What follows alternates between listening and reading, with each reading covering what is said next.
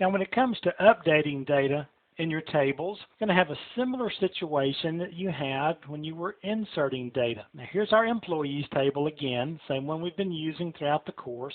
And notice I've only shown you 3 rows here, but if we want to update that data, notice that the syntax here, and again this is not a T-SQL course so I'm not going to drill into a whole lot of this, update, and we put the table name employee, and notice we say set the first, and we're talking about the column here first, set the first equal to Frank, where the first is currently equal to Bob.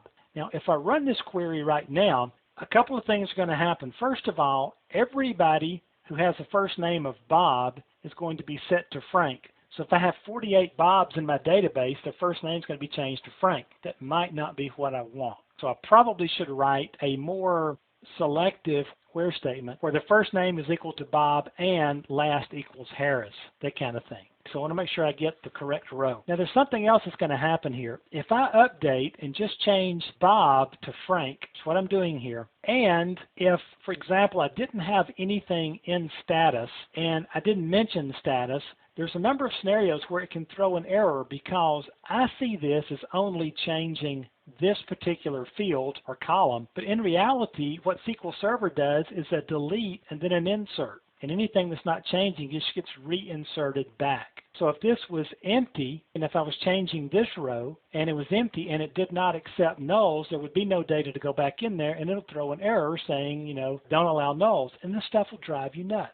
So again, the way you design your tables can be important, and the way you update your tables will be important. Now before we leave here, I just want to show you another thing. If I run this update command, this command will change every first name in the table to Frank, because there is no where clause.